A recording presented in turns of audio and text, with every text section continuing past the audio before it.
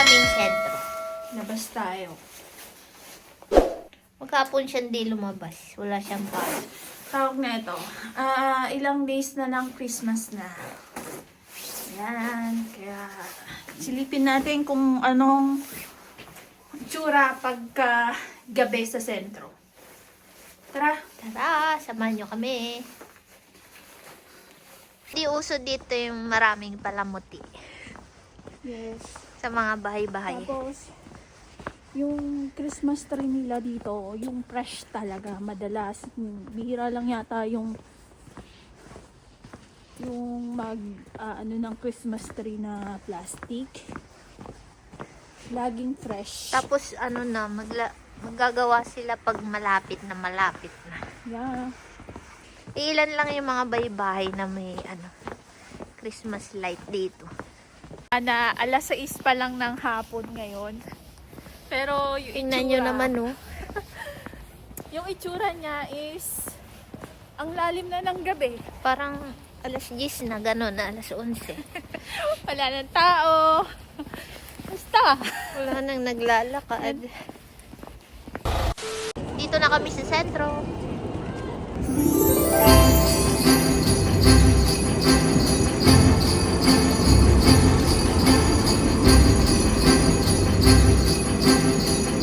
Madaming tao. Siguro mga namimili din sila ng mga pangregalo, ganon. Naglilibot.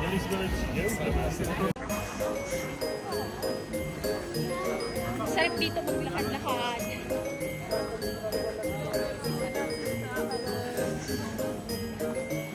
Dito yun lang mapipil mo na buhay na buhay.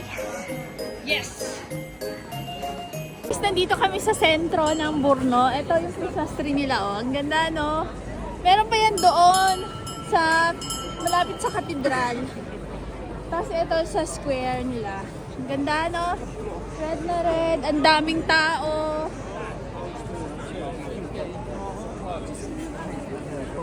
Guys, 3 days na lang Christmas na. Kaya nag-enjoy po tayo kahit na malayo tayo sa pamilya natin. Ayan, no?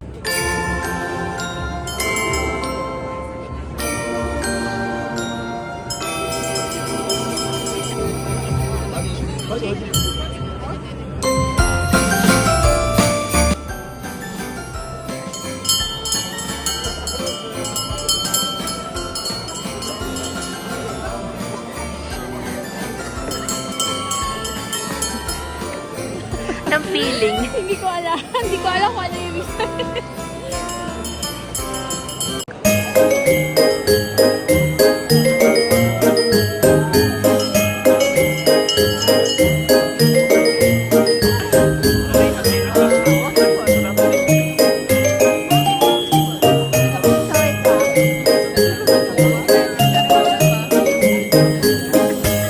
Guys, sobrang saya dito. Ang buhay na buhay yung daming tao. Basta nakakatuwa. Ang saya. Ang saya talaga. Tapos hindi siya ganun kalamig talaga. Malamig, pero Siguro dahil madaming tao, kaya hindi malamig. Tapos madaming mga luto-luto. Luto-luto, yung mga kape, mga hot wine, mga parang barbecue. Yan. Ang saya. Ngayon lang nakalabas. Kaya lang kasi kami pumunta dito ng ganito na Kaya masaya pala. Kaya tara, may bibilin din kasi kami, kaya kami lumabas. So, tradition yun dito. Okay daw yun ibigay din sa iba, sa mga kakilala mo, sa kaibigan mo. Pang Parang Lucky charm. Ito yun guys, yung bibili namin. Nakalimutan ko ang tawag dito eh, pero isa sa tradition nila. oo. Ano daw to, pang paswerte?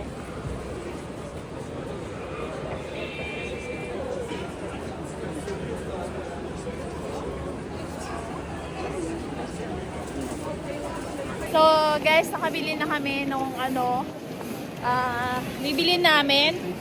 So, pauwi na rin kami kasi yun lang talaga yung sinadya namin. Tapos, so nag-enjoy din kami kasi hindi namin nakalain na ganun karami yung tao. Sobrang daming tao. Tapos ang ganda ng mga pailaw. Ayan. Oh, ayan. Buhay na buhay siya. Yes. Kasi maaga din kami aalis. Sa Prague kami. Doon kami magpapasko sa Prague. So, Kaya- tara. Merry Christmas. Merry Christmas po sa inyong lahat. Ingat po kayo palagi. And salamat. Bye. Hi guys. So, di ba po galing kaming sentro.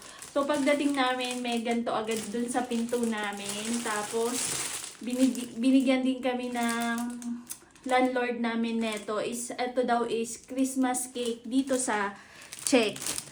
Yan o, gawa niya yan. Ang galing no. Nakakatuwa. So, sa mga store, may mabibili daw na ganito. Yan, nakakatuwa. So, yan guys, oh, yung Christmas tree. Fresh yan, fresh.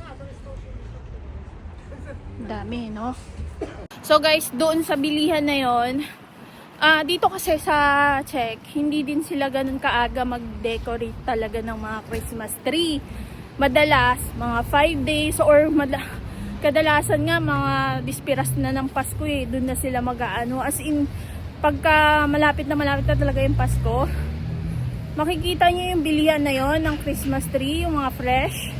Dami doon, madaming magbibilihan noon. Ngayon parang hindi pa ganun kaano kasi medyo hindi sila maaga nagtatayo ng Christmas tree. Siguro yung iba meron. Hindi katulad natin, di ba? Mga September pa lang may Christmas tree na.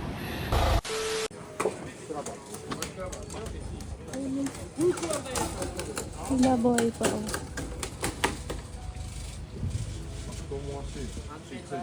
Tatlo kami guys. Ano, ang laki. Mga carp. Karpa. Ayun o, buhay pa siya.